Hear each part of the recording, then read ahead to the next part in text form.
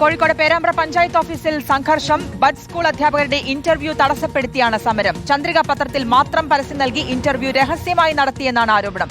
നിലവിലുള്ള അധ്യാപകരെ ഒഴിവാക്കാനാണ് നീക്കമെന്നും ആരോപണമുണ്ട്. പോലീസ് സമരക്കാരെ അറസ്റ്റ് ചെയ്തു നീക്കി.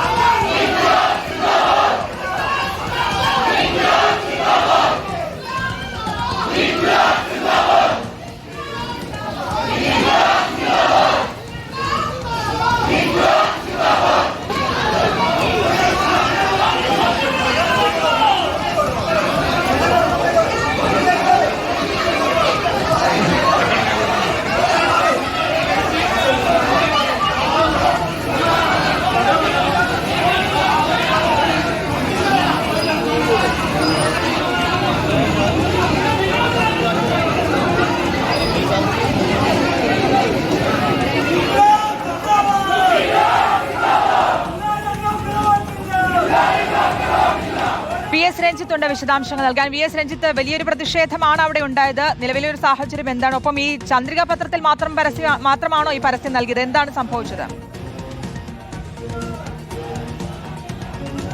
ശ്രുതി, ഇപ്പോൾ സമരം അവസാനിപ്പിച്ചിട്ടുണ്ട്. പേരാമ്പ്ര ഡിവൈഎസ്പി ഇടപെട്ട് സമരക്കാരും പഞ്ചായത്ത് അധികൃതരുമായ ഒരു ഒത്തുതീർപ്പിലെത്തിയിട്ടുണ്ട്.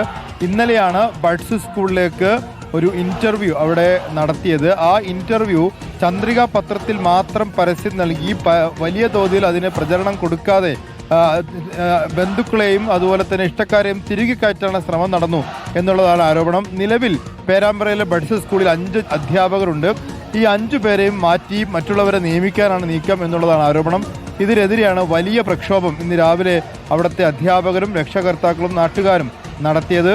സ്വാഭാവികമായിട്ടും കരാർ ജീവനക്കാരാണ്. അവരെ പിരിച്ചുവിട്ട് മറ്റുള്ളവരെ നിയമിക്കാനുള്ള നീക്കമാണ് പഞ്ചായത്തിന്റെ ഭാഗത്ത് നടക്കുന്നത്. പക്ഷേ എല്ലാവരെയും കൂട്ടത്തോടെ പിരിച്ചുവിടുന്നതിനുള്ള പ്രതിഷേധവും അത് ബഡ്സ് സ്കൂളിലെ പ്രവർത്തനത്തെ താളം തെറ്റിക്കുമെന്നാണ് രക്ഷിതാക്കളുടെ ഭാഗം. അതോടൊപ്പം തന്നെ ഈ ഇന്റർവ്യൂ കൃത്യമായി നടത്തിയില്ല, അതിന് കൃത്യമായ പ്രചരണം കൊടുക്കാതെ ചന്ദ്രികയിൽ മാത്രം പരസ്യം കെടുത്തി UDF അനുകൂലരായ ആളുകളെ തിരികെ കയറ്റാനുള്ള ശ്രമം എന്നുള്ളതാണ് ഇപ്പോൾ ആരോപണമായി ഉന്നയിക്കുന്നത്. വലിയ പ്രതിഷേധം നടന്നു. പോലീസ് രാത്രി സാഹചര്യമായി വിശദാംശങ്ങൾ നൽകിയത്.